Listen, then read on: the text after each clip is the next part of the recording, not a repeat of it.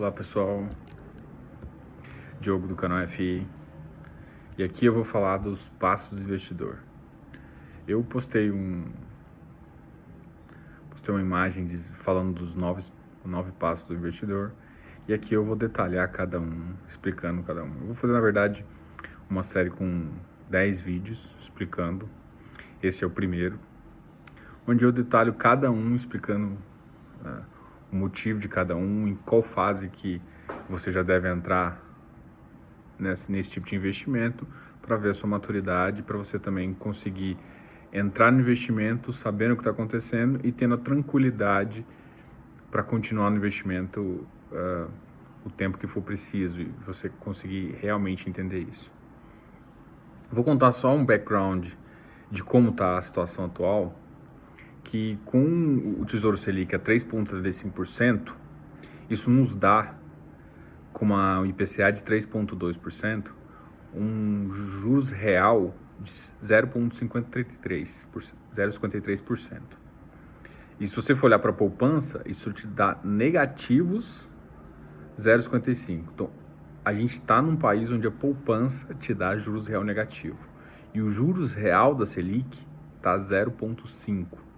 Se aumentar um pouco a inflação, esse juros real vai para zero.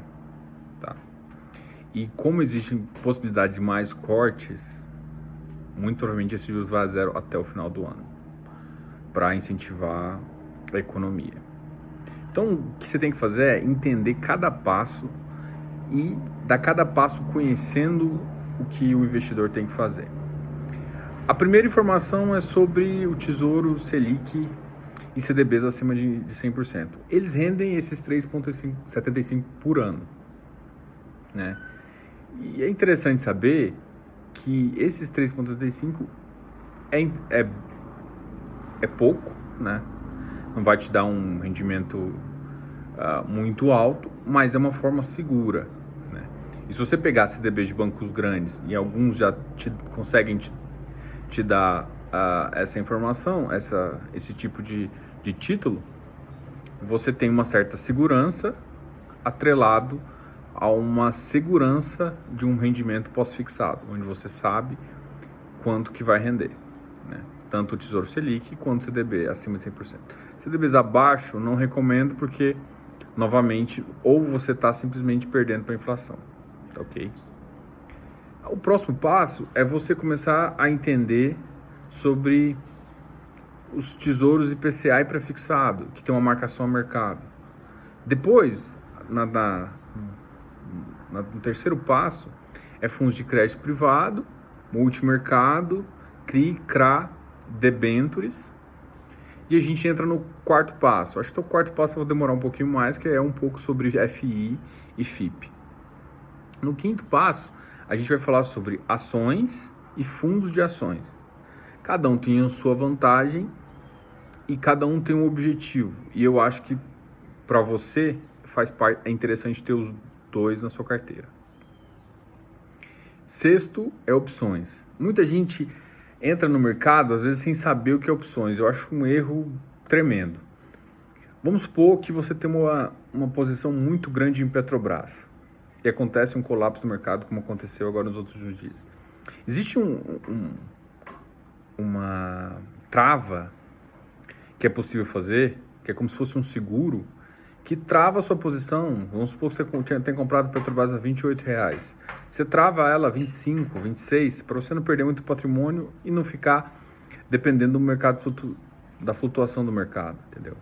Então a opção, ela pode dar ganhos nominais se você investir ela de forma correta, mas ela pode travar uma posição, né? Ela pode travar uma posição de compra e uma posição de venda. Mas principalmente para quem não gosta não está acostumado com as flutuações de mercado, a opção pode ser uma forma de entrar no mercado de ações de uma forma segura, né? Então, assim, se você quer comprar ação e não quer perder, existe como.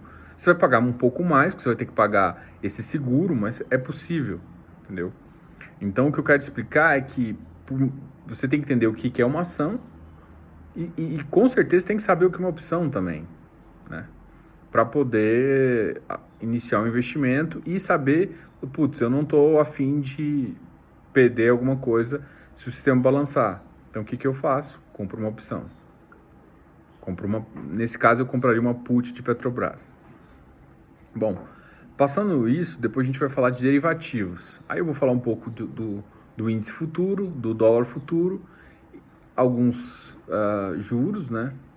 O D1F 21, 23, 25, para a gente falar um pouco de juros futuros, que é interessante olhar a curva.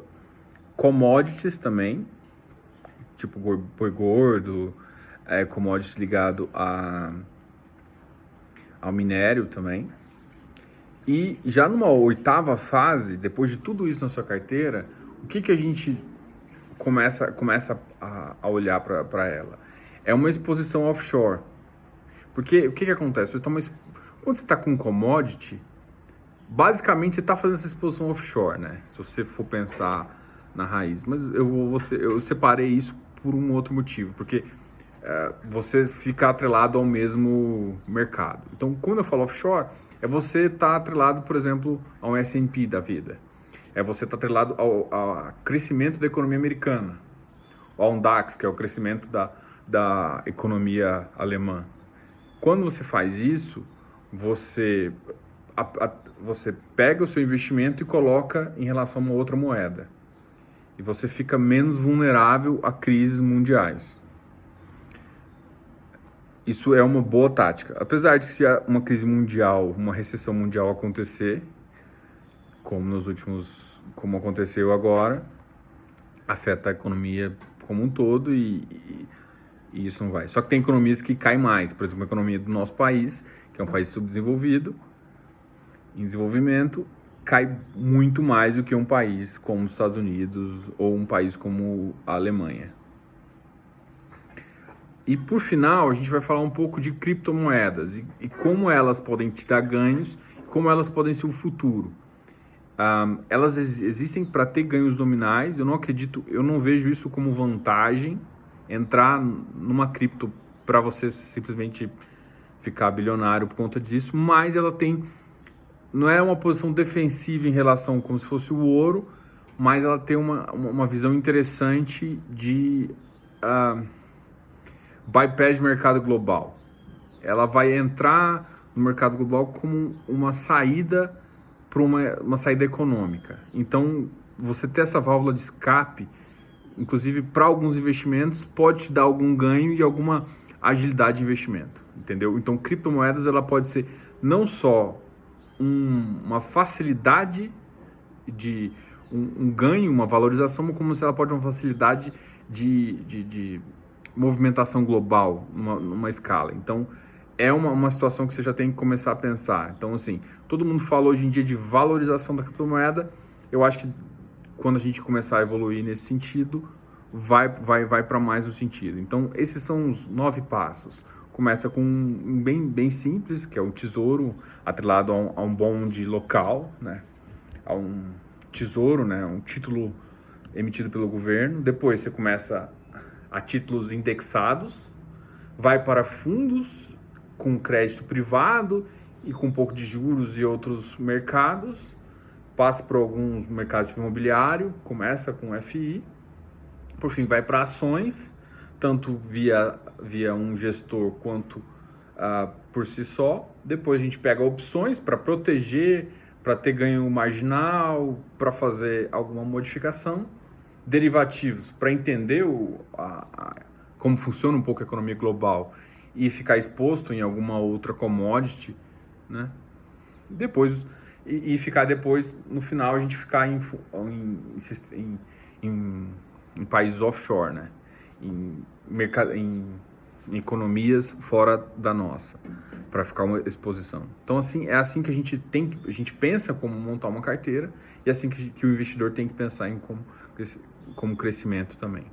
E finalizando, criptomoedas, que eu acho que é um grau mais elevado e que é interessante você ter uma parcela aí e também entender como que isso pode te dar uma valorização e também como que isso pode te gerar ganhos futuros de mobilidade de dinheiro, né? De você ter acesso às economias mais rápido com uma moeda como, por exemplo, o Bitcoin, né?